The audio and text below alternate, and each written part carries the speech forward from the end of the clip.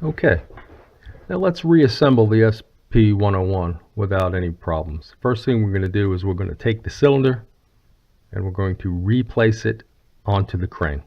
You notice that the parts both have places that match. They just slide on just like that, just like we took it off. Now we're going to reinsert the cylinder and the crane back into the frame. There's a little, where this little knob is on the end, this goes right into this little hole over here. And you just put it in there very gently. Try not to clink it around too much and close it. Now you'll notice that the cylinder spins freely because there's nothing to engage it. There's no mechanism in there yet. That's what we're going to do next. Now this part here, this is the tricky part. This gives people the most problem in reassembling this gun. If it wasn't for this gun, a kid could put it back together. You'll notice that this transfer bar floats freely in the mechanism. There's nothing stopping it. It flops around. This is what causes the problem. This thing has to be in a precise position when you close the firearm, or it won't close properly. Things will get jammed up and you'll have to remove it and start all over. So what we're going to do is I'm going to point out to you that you have a notch down here in the frame, which corresponds to this little end piece on the trigger guard assembly. This is made to go in there and hook in there. This guides everything into position and lines it up for reassembly. So very carefully, you're going to place that little notch in there. Push the transfer bar forward a little bit so that it goes into the frame, so that you guide it into the frame. And just guide this in there. You can feel with your thumb and ring finger that things are lined up, that there's nothing hanging off on either end. Okay? Now, you'll notice in here, I'm going to zoom in for you. I'm going to show you what this transfer bar likes to do and why you have a problem. You'll notice that right down in here, get this screwdriver. Whoops. Right down in here, you'll notice that the transfer bar wants to lay right up against the back of the firearm, the back of the frame. Well, there's a little groove in the frame. There's a little groove in the frame that the transfer bar gets wedged in.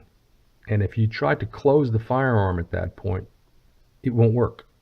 It won't close because the transfer bar is not floating freely like it's designed to do. So what you want to do is make sure that that thing is not in the groove when you go to close the firearm. So what I like to do is I like to take my screwdriver, back out a little bit so you can see it again. Take the screwdriver and just kind of pick it up off the back a little bit, and it takes a little bit of wiggling, just like that. See, it wants to just fall forward all the time, and just move it to the left a little bit.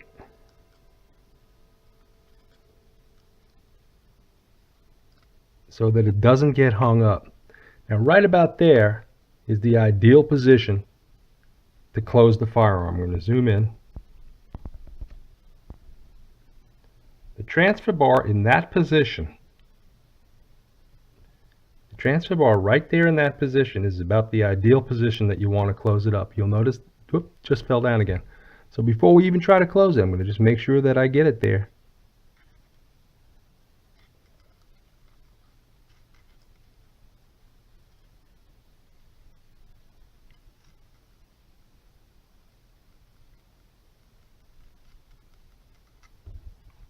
Right about there is where we want it. Right about there.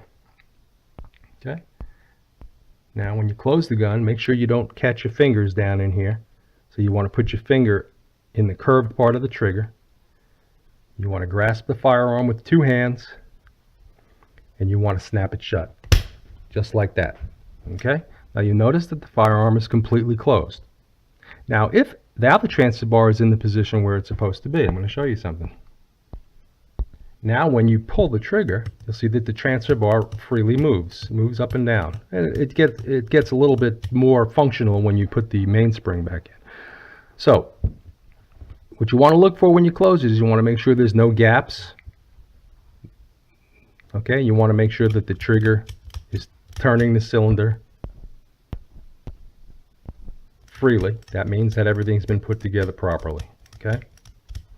Now the next thing we're going to do is we're going to reinsert the hammer assembly. Now this is pretty easy. The only thing I said, the only danger you really have here is that if you're not careful, this pretty brushed satin finish on your stainless gun could get some scratches in here because the back of this firearm is sharp.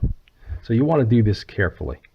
So what I like to do, sometimes, you could put a piece of tape on there while you're reassembling it or disassembling. That'll protect it. But if you're careful enough, you shouldn't have any problems. You'll notice that the finished side will go up.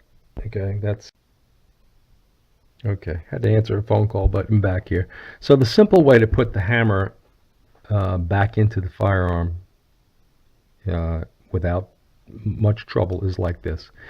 You pull the trigger and hold it in the rearward position. Then carefully insert the hammer assembly back into the firearm.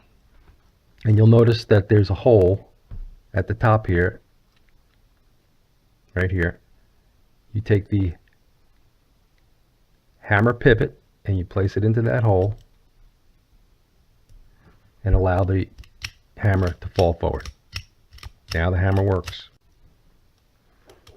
Okay, so the very next step, which is the second to last step to complete reassembly, is to reinsert the mainspring. Now reinserting the mainspring is pretty simple. You basically notice the orientation of the part, which is with this hook part down here facing forward. It goes onto the part of the frame here that secures it. So you insert this in here. There's no tension on this spring because my little finishing nail is holding the spring tension for me. So what I do now is, once I have this in place here, if I depress the trigger, it takes the pressure off this spring, which allows me to remove the finishing nail and allows the gun to function just the way it's supposed to. Okay, so the gun's now reassembled.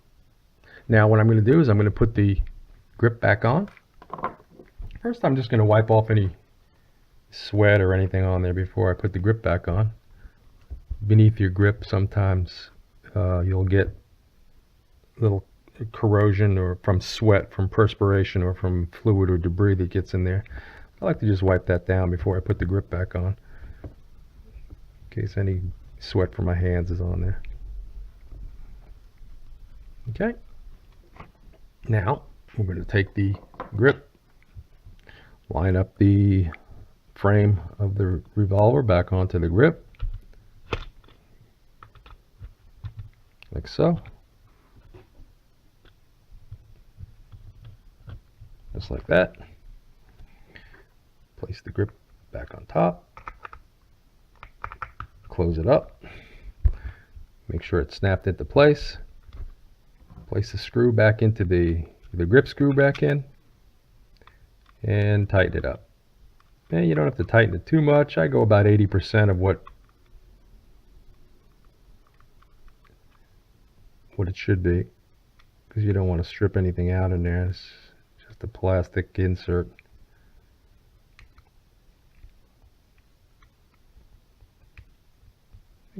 Make sure it's snug though. Weapon's now fully functional. Laser sight's working. And that's it. Hope you enjoyed it. It's a fine weapon. Like I said, nothing to be afraid of. Take your time doing it, and go back to this video if you wanted to take another look at it for different parts. All right. Thanks for watching, guys.